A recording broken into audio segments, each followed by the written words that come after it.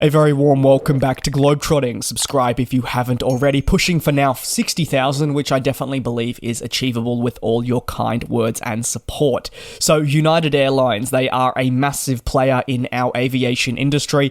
They're also an airline with immense amounts of potential, but they're one that's grappled with the recent challenges that have hit our wonderful world of aviation. This has made it a really compelling, in my opinion, topic to focus in on. So what are the key areas that warrant a closer look when discussing its future? Well, let's begin with growth, an area that is for any airline very, very important. However, for United Airlines, growth hasn't been all that simple. So with that in mind, United Airlines has said in 2024 that overcapacity remains one of the more challenging tasks to navigate.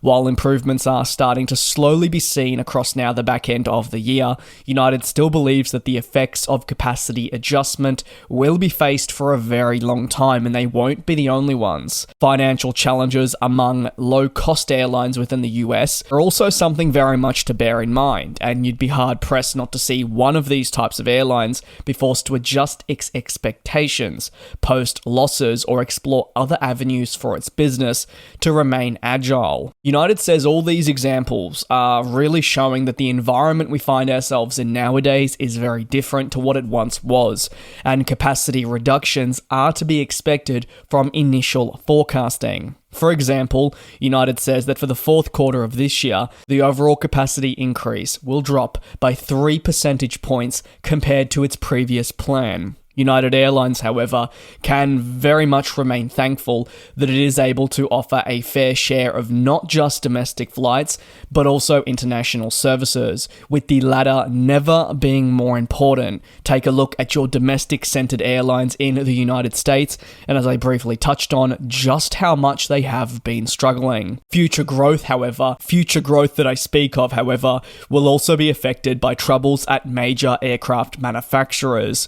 United has cited that slowing down growth is being attributed because of Boeing, unfortunately the biggest supplier of aircraft for them across not just an international landscape, but also domestically. United Airlines has primarily relied on the MAX and 787 for its operations in previous years, and looking ahead, it is going to continue with that reliance, but when both planes have had their issues in terms of not just being delivered, but others, it means that it's been tough, and when you factor in Boeing being unable to increase production as intended throughout this year, that means also lower output. The delays are mounting, and United has been forced to adjust future deliveries to even other available variants and forego capacity increases that it had planned. It is slicing open its plans and not allowing them to continue as desired. You've also got to remember that the FAA said it'll increase its own oversight into United. This follows dozens of incidents that you may recall happened in quick succession towards the early stages of 2024. And what did this do? Well, spark concerns about how much United has actually been complying with safety regulations. So that operating environment is far from perfect. Looking ahead, well, there's a consideration for the fleet. Some food for thought is United's commitment to the upcoming Overture by Boom Supersonic. This a company hell-bent on returning supersonic travel to our industry, as their name suggests.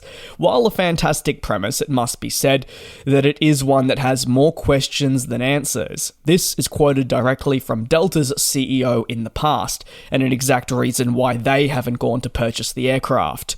While in its premise, Overture would change the game for United if delivered, the key lies in if. It'll be interesting to see the progression of this deal, with no doubt many exit strategies aligned for United if things turn for the worse at Boom. There's no way United would have made such an investment without an ability to exit. They would know the risk. For now, both parties have been a bit quiet in terms of the contract, but to this day at least that I'm recording this video, it remains intact. Other important fleet considerations will be the continued move towards greener and therefore more efficient aircraft, aligning with targets also to replace existing planes and streamline. If there's one positive that the pandemic brought us, is it was an opportunity for many airlines around our industry to realize just how complex their fleets maybe were, and that was especially highlighted within the United States. These airlines that call this country home naturally do need a colossal amount of aircraft to fly to markets in not just the US or North America, but to markets right around the world. However, because of the natural progression of aircraft, next-gen planes have allowed them to streamline and, say, operate one aircraft type that previously they would have needed 3 to be able to do the job of. It is thanks to their versatility that has made streamlining easier, and each major airline is working its way through this exact process. Arguably, though, it is going to be slower than maybe they'd like, as airlines battle manufacturers' inability to deliver planes on time, and this will be a huge focal point in the future. Away from just as touched on the ability to grow, it is also about replacing older aircraft, and thus sparking conversation about how this then goes on to affect performance. What about capacity to critical markets, or even trickling down to finances?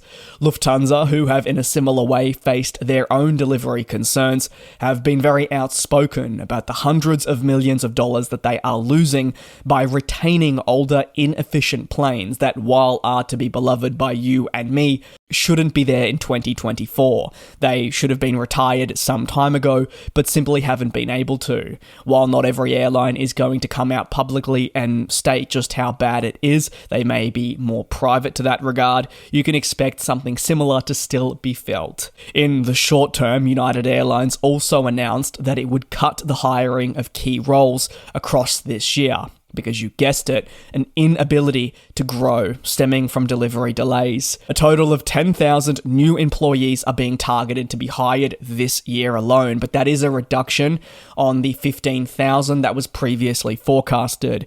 You can see that there are some pretty considerable ramifications from all of this. Without aircraft, yes, where is there an airline? But there's so much more to it.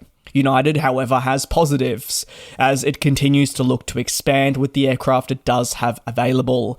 The upgauging of, say, for example, aircraft in existing markets, and even launching entirely into new ones, will allow it to remain competitive.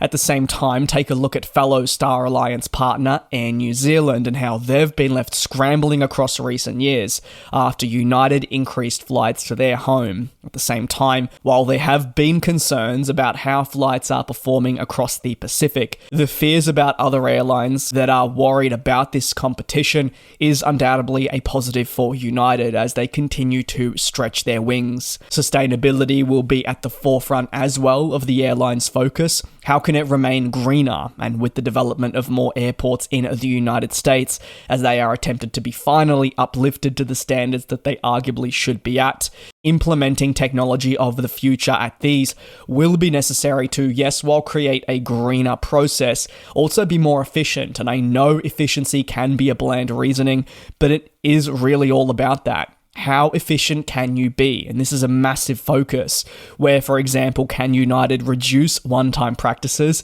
and make sure that they're reusing as much as possible? And also, on top of that, how do they create the best passenger experience, not just on the aircraft, but actually from the moment you walk through the doors at your designated airport for departure? So these avenues are all going to remain a focus, including how does, as a collective and an employee base, everyone do their job to the highest standard while also alleviating pressures. It's an exciting time, but also a scary one for United. No doubt they'll navigate all those problems as they have done throughout the years. Let me know your thoughts on some of the bullet points that I have discussed. Thank you very much for your support here on the channel. Take care, be safe, and I'll see you in a couple of days for more aviation analysis. And we'll fly.